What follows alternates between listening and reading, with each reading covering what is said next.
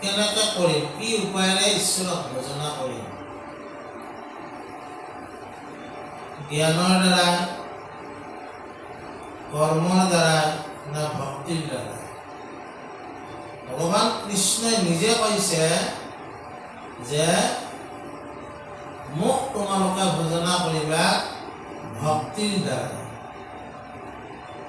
ভক্তিৰ দ্বাৰা কেনেকৈ ঈশ্বৰক ভজনা কৰিব পাৰি, কোনে কোনে ভজনা কৰিব পাৰে, সেই সম্পৰ্কে ঈশ্বৰে নিৰ্ণয় কৰি দিছে। ইয়াতে কোৱা হৈছে ঈশ্বৰে নিজে স্বীকাৰ কৰিছে যে ভক্তিৰ যিটো মহিমা, এই মহিমাৰ কথা কোনেও কৈ শেষ কৰিব নোৱাৰে। ভক্তিৰ মহিমা কিমান, ভক্তিৰ সামৰ্থ্য কিমান, এই কথাও কোনেও কৈ শেষ কৰিব নোৱাৰে। সীমাহীন সামৰ্থ্য আছে।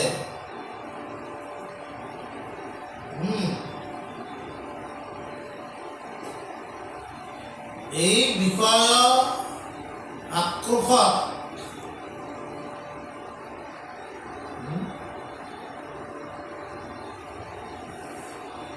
আমি মনুষ্যই ঈশ্বৰ বিমুখ হওঁ। ঈশ্বৰ সন্মুখ হ'লে আমি এই বিষয়ৰ দুখৰ পৰা হাত সাৰিব পাৰোঁ, কিন্তু বিষয় বাসনাই আমাক এনেকৈ টানি ধৰে আমি ঈশ্বৰ সন্মুখ হোৱাৰ পৰা বিৰত থাকোঁ। কিন্তু একবাৰ যদি কাৰোবাৰ মনত ঈশ্বৰৰ সন্মুখ হোৱাৰ ইচ্ছা জাগি উঠে, এই বিষয়ৰ দুখবিলাকো কিন্তু তেওঁ ধৰি ৰাখিব নোৱাৰে। সেই দুখৰ পৰা তেওঁ মুক্ত হয়, মানে ঈশ্বৰ ভজনা কৰিব পাৰে। ইয়াৰ অৰ্থ এইটোৱে যে সংসাৰৰ যিমান দুখী তাপী আছে সকলোৱে ঈশ্বৰ ভক্তি কৰিব সামৰ্থ্য আছে। আৰু এই ইন্দ্ৰিয়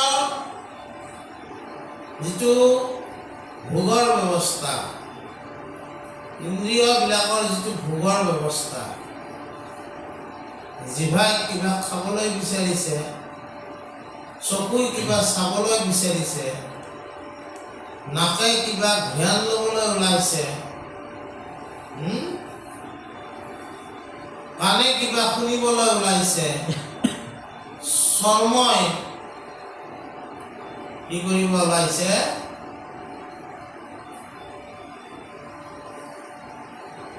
কাৰোবাক স্পৰ্শ ল'বলৈ ইচ্ছা কৰিছে। এইবিলাক ইচ্ছা মনত আহি থাকে। গতিকে এই ইন্দ্ৰিয়বিলাকক আমি জয় কৰিব নোৱাৰো। হয় নোৱাৰো, ঠিকে আছে, কিন্তু আমিও ভক্তি কৰাৰ সামৰ্থ্য আছে। আৰু যদি ভক্তি আমি ঈশ্বৰৰ সন্মুখত আৰম্ভ কৰোঁ, তেতিয়া সেই ভকতি পন্থৰ দ্বাৰা ইন্দ্ৰিয়কো জয় কৰাৰ সম্ভাৱনা আছে। বুজা নাই? বিষয় বাসনাৰ দুখবিলাকে ভকতি আৰম্ভ কৰা লোকজনক বান্ধি ৰাখিব নোৱাৰে। ভকতি পন্থই তোমাক এই বিষয় বাসনাৰ পৰা ক্ৰমে ক্ৰমে ক্ৰমে দূৰলৈ লৈ যাই থাকিব। আৰু এদিনাখন হয়তো এনেকুৱা সম্ভৱ হ'ব পাৰে বিষয় বাসনাই তোমাক ঢুকি নোপোৱা হ'ব।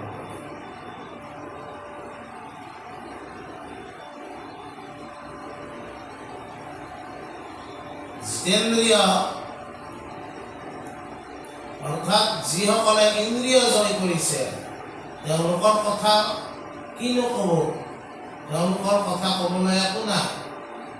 ইন্দ্ৰিয় পৰাধীন হৈ থকা সকলেও যদি ভক্তি কৰে, এই ভক্তিৰ দ্বাৰাই তেওঁ ইন্দ্ৰিয় এই পৰাধীনতাৰ পৰা মুকলি হৈ তেওঁ জিতেন্দ্ৰিয় হোৱাৰো সম্ভাৱনা থাকে।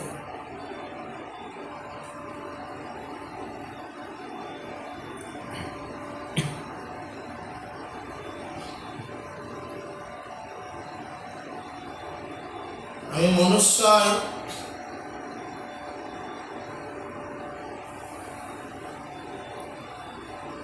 কামনা বাসনাৰ ক্ষেত্ৰত স্থিৰ অধীন হৈ থাকোঁ। ইয়াত স্ত্ৰী শব্দটো ব্যৱহাৰ কৰিছে, মাতৃশক্তিৰ কথা কোৱা নাই। মাতৃশক্তি এটা বেলেগ কথা আৰু স্থিৰ অধীন, বুজা নাই? অধীন হৈ থাকোঁ কিহৰ কাৰণে? বিষয় বা আমাৰ কামনা পূৰণৰ অৰ্থে। তেনেকুৱা লোকসকলেও কি কৰিব পাৰে? ভকতি পন্থৰ দ্বাৰাই মুখ্য অৰ্থাৎ মুক্তিৰ পথ পাব পাৰে।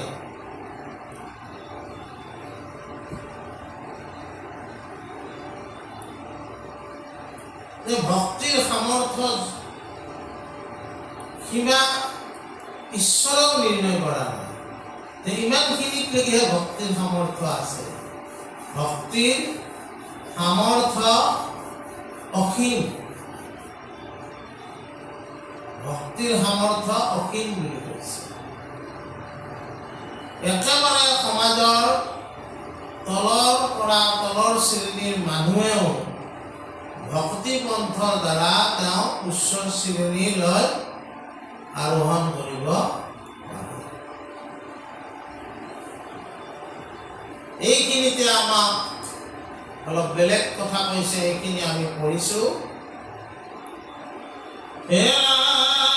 পুনঃশ্ৰম ভকতিৰা তাহাকে মুখনে লৈ আৰু সাক্ষী পুৰু ৰবাৰ বচনে পূৰ্বকৃত হন্তে ৰাজা হুয়া বিৰসত মহাকেদ কৰিব কি গুণান্ত মনত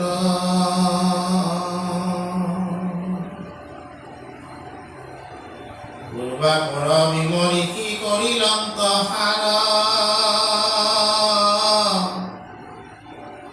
মাধৱত পৰে গতি নাহিকে আমাৰ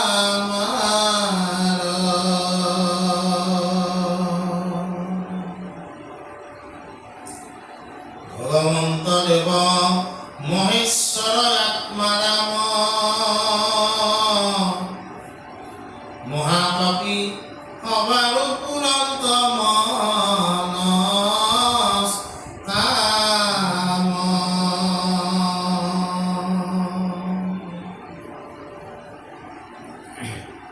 এটা ৰজাৰ কথা ইয়াত কোৱা হৈছে। পুৰুৰবা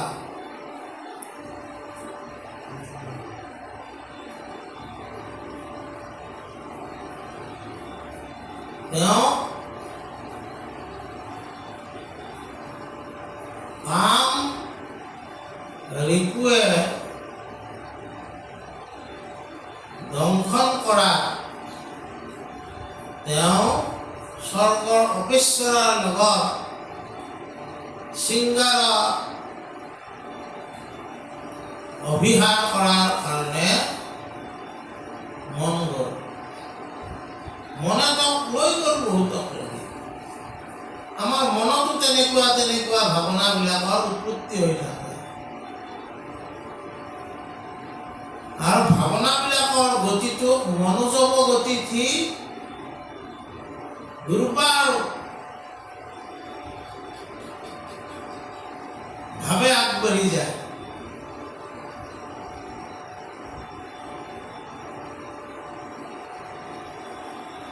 সেইকাৰণে মহাপুৰুষ মাধৱদেৱে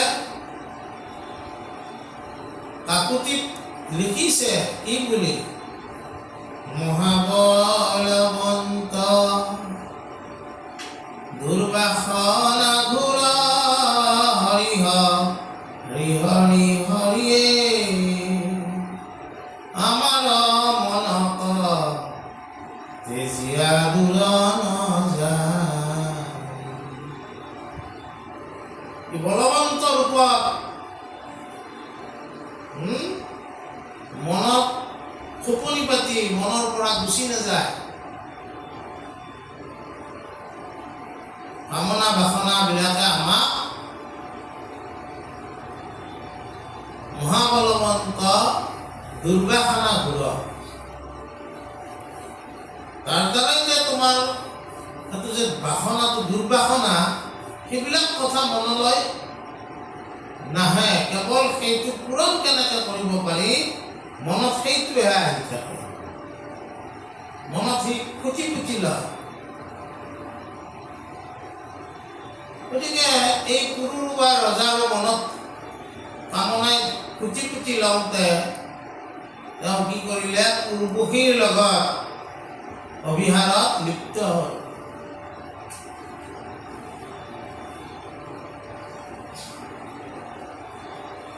হোৱাৰ পিছত এদিনাখন তেওঁ বিৰক্ত হ'ল।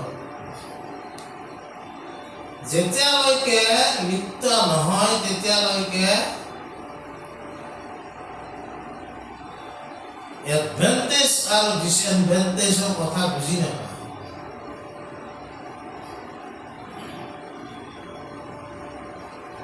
কথাটো বুজা না?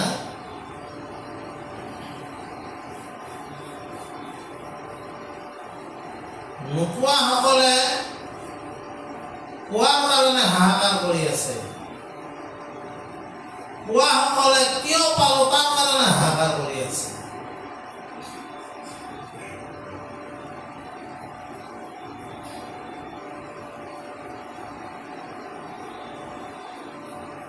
কামনা পূৰণ নোহোৱাসকলে যেনেকৈ হাহাকাৰ কৰি আছে, আমাৰ কামনা কিয় পূৰণ নহয়?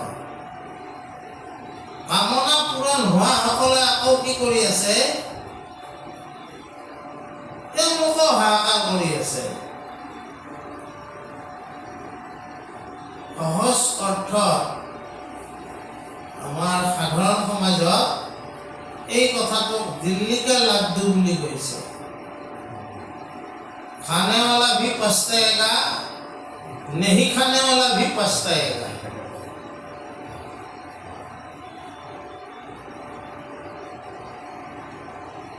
আমাক মন আচলতে স্বভাৱত চঞ্চল। গুৰুসকলে মনৰ ওপৰত সেইকাৰণে মনক কণ্ট্ৰল কৰাৰ কাৰণে তেওঁলোকে বহুত উপদেশ দিছে। শংকৰদেৱ গুৰুজনাই কৰবাত অলপ বিতৰ্ক আছে, তথাপি বেছি সংখ্যকে মানি লোৱা কথাটো হ'ল কি, তেওঁ যিটো প্ৰথম বৰগীত লিখিছে বদৰকীয়া শ্ৰমত, সেইটো মনৰ ওপৰতে লিখিছে। মন মেৰি ৰাম চৰণ আহিলা।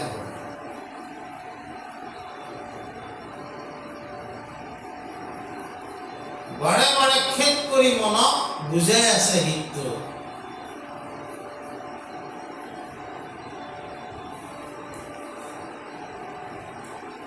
এই মন এনেকে বাৰে বাৰে বুজাই আছে।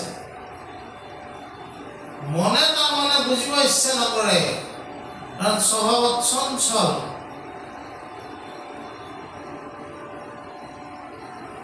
আৰু এই চঞ্চলতাৰ কাৰণে মনে আমাক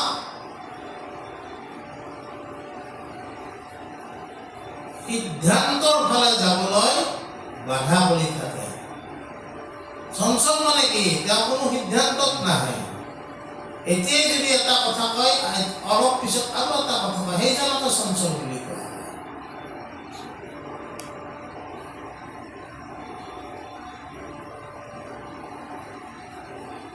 কেতিয়াবা কেতিয়াবা সি জ্বৰ হয়, কেতিয়াবা কেতিয়াবা সি চৈতন্য ৰূপ লয়। জ্বৰ আৰু চৈতন্যৰ মাজত যিটো প্ৰকাশ হয় তাকে মন বুলি কয়।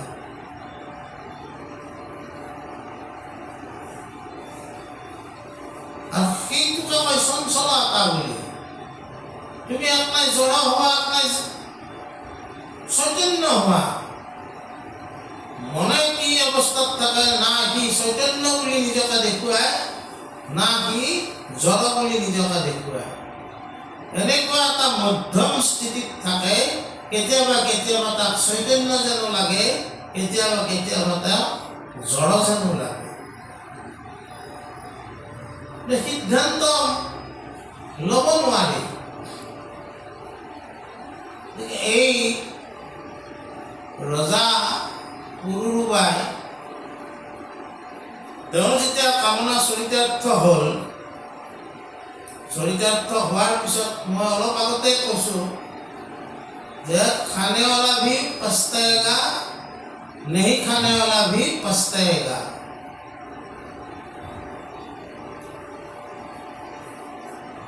দিল্লীৰ লাৰু খাই পোৱা নাছিল, খাই পালে, খাই লৈ পস্তাই আছে, এইটো মই কি কৰিলো। তেতিয়া তেওঁ কি কৰিলে, এনেকুৱা বহুত উদাহৰণ আছে, বহুত উদাহৰণ আছে ভাগৱতৰ। পিংগলা বেশ্যাৰো তেনেকুৱা উদাহৰণ।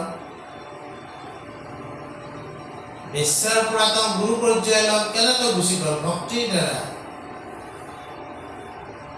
আৰু এই পুৰুৰবা ৰজাইও যেতিয়া তেওঁ বুজি পায়, তেওঁ কি কৰিলে,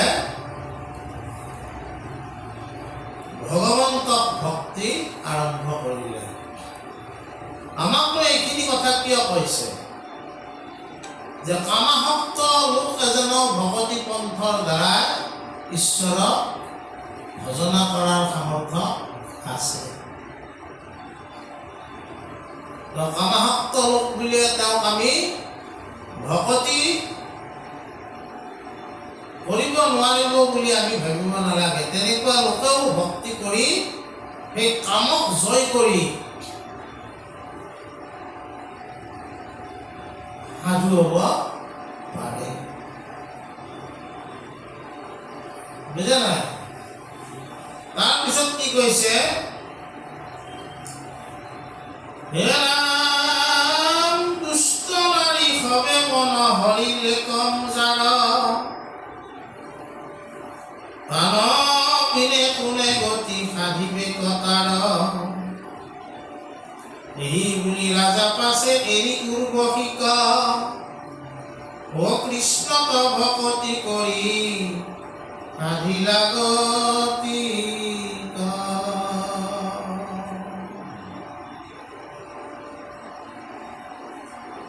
সেই ৰজাইও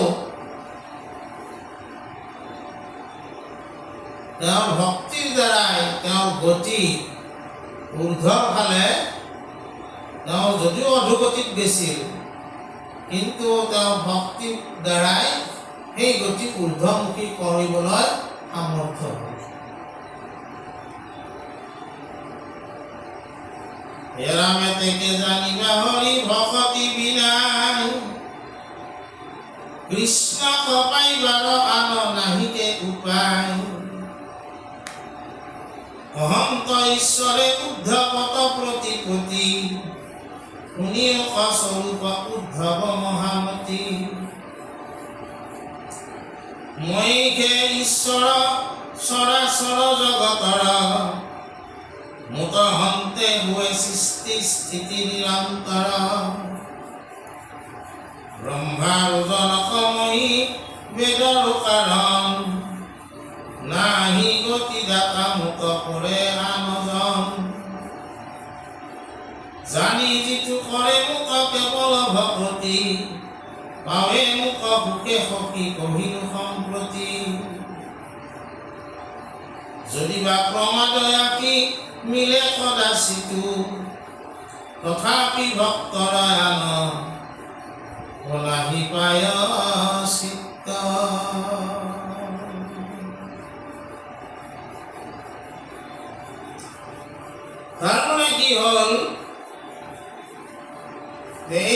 কথাবিলাক উদ্ধৱক ভগৱন্তই কৈ আছে। মহাপুৰুষ শংকৰদেৱে একাদশ স্কন্ধ ভাগৱততো এই কথাবিলাক ৰচনা কৰিছে, কীৰ্তনতো কৰিছে। উদ্ধৱক সম্বোধি মাতন্ত কৃষ্ণে পাছে, কৰ্ম বন্ধ এৰাইবে প্ৰবন্ধ যাৰ আছে। বিষ্ণু ভকতৰ সংগ লৈব প্ৰথমত, মোহৰ চৰিত্ৰ শুনি বেক ভকত।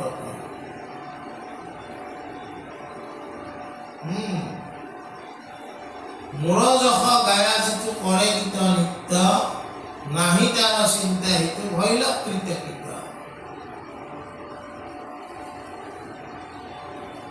ঈশ্বৰে উদ্ধৱক কৈছে যে এই কৰ্মৰ বন্ধন অৰ্থাৎ বিষয় বাসনাই তোমাক অন্যফালে টানি নি আছে।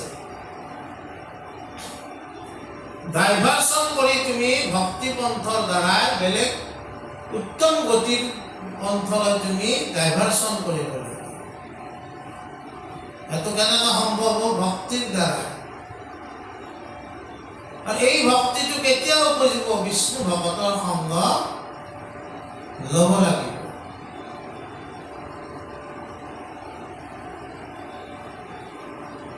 ভগৱন্তৰ চৰিত্ৰ বিষ্ণু ভকতৰ পৰা শুনিব লাগিব। কথা শুনি লেখে গুচি মনৰ সংশয়, কৃষ্ণৰ সেৱাত ৰতিতে বেশে বাৰ।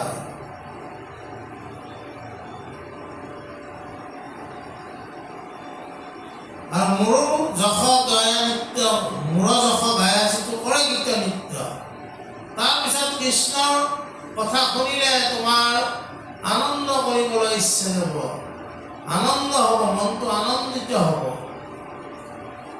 যেতিয়া তোমাৰ কৃষ্ণ কথা শুনিলে, কৃষ্ণ কথা কীৰ্তন কৰিলে, কৃষ্ণ কথা স্মৰণ কৰিলে, তোমাৰ যদি আনন্দ অনুভৱ হয়, তেতিয়াহ'লে তোমাৰ আৰু কীৰ্ত অৰ্থাৎ কৰিবলগীয়া, কীৰ্ত মানে কি?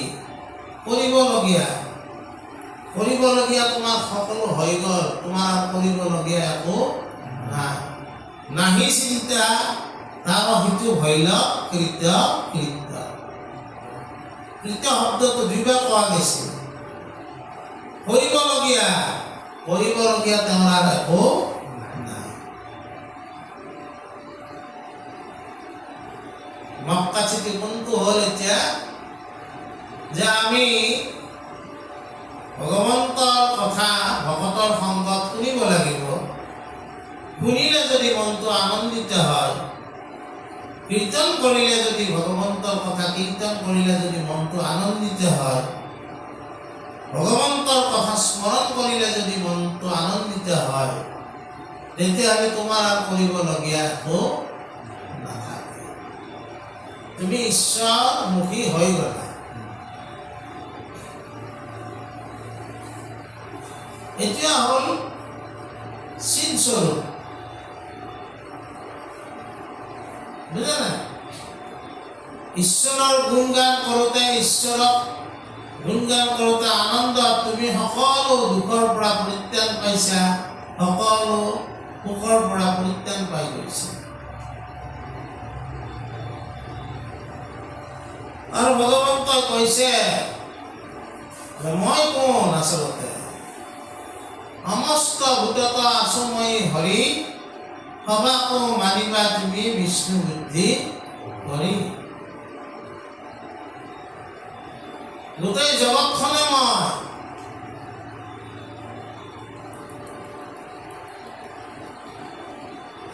চৰাচৰ জগত সকলো ময়ে। মোৰ দ্বাৰাই জগত সৃষ্টি হৈছে, মোৰ দ্বাৰা এই জগত পালন হৈ আছে, মোৰ দ্বাৰা এই জগত সংহাৰ হ'ব।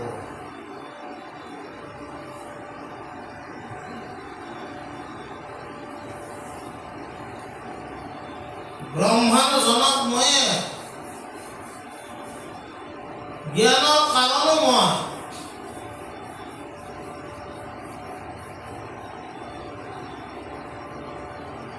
গোটেই জগতৰ নিমিত্ত কাৰণ ভগৱন্তই।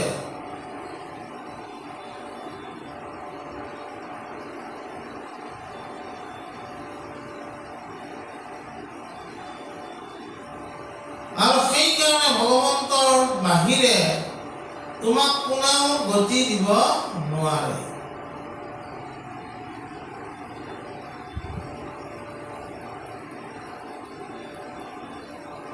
আৰু সেইকাৰণে ভগৱন্তক ভক্তি কৰিলে, ভগৱন্তক তুমি যিমান ভক্তি কৰিবা ভগৱন্ত তোমাৰ ওচৰলৈ সিমানে ওচৰ চাপিব।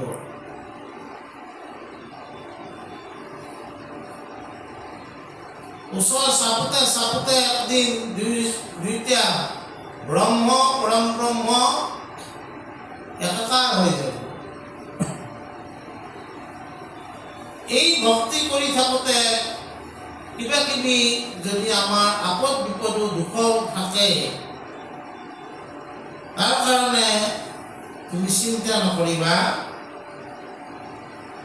ভক্তি কৰা লোকসকলৰ কোনো তাৰমানে কি প্ৰায়শ্চিত্তও নাথাকে। ভকতিৰ দ্বাৰাই তেওঁৰ প্ৰায়শ্চিত্তটো পূৰণ হয়।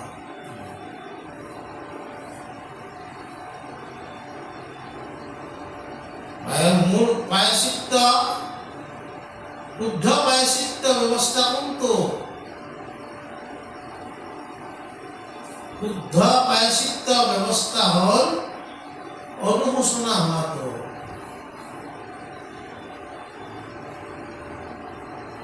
মই দণ্ডা খৰচা দি মোৰ যদি অনুশোচনা নাই, তেতিয়া সেই প্ৰায়শ্চিত্তৰ দ্বাৰাই মোৰ একো সাধন নহয়। সমাজ ব্যৱস্থাটো এটা মানে নিয়ম ৰক্ষা হ'ব, কিন্তু মই যদি কিবা ভুল কৰিছোঁ তেতিয়া মই অনুশোচিত হ'ব লাগিব। মোৰ অনুশোচনাইহে মোক তাৰমানে কি কৰিব? মোৰ প্ৰায়শ্চিত্ত কৰিব।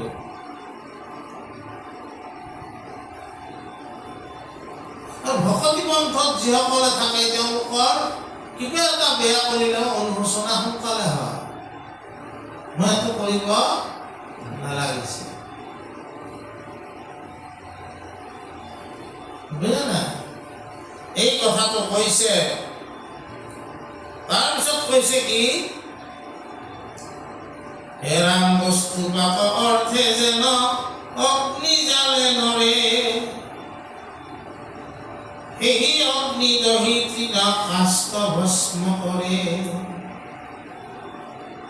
এই মতে বিষয়ত মাত্ৰ যাৰ চিত্ত, অব্যভিচাৰিণী ভক্তি কৰে কথঞ্চিত।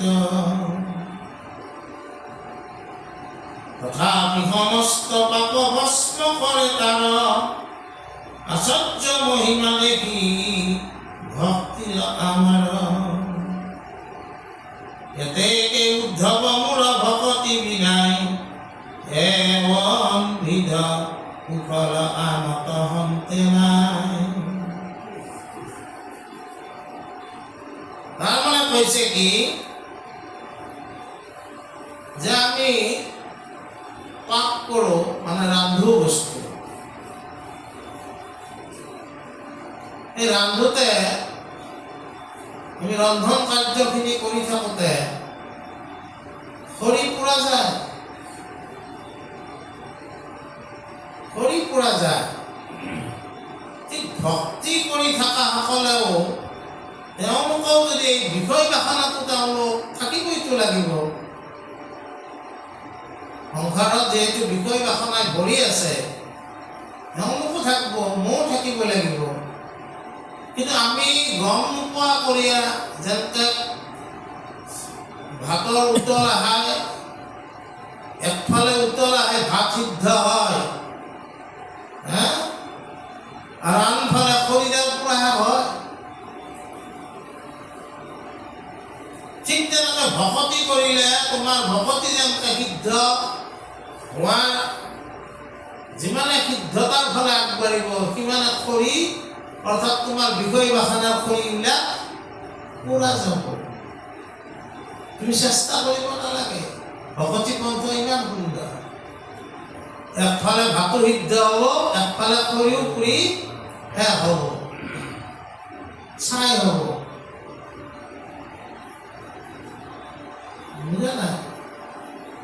যে আমি যেতিয়া ভকতি পন্থত থাকি তেতিয়া ভকতি সিদ্ধতাৰ ফালে যাব আৰু আনফালে আমাৰ বিষয় বাসনাৰ যিবিলাক অগ্নি সিও প্ৰয়োগ কৰি চাই হৈ যাব যে ভক্তিৰ সামৰ্থ্যখিনিৰ কথা এনেকৈ কৈছে যে আজি এইখিনিকে আমি আলোচনা কৰিম কৃষ্ণ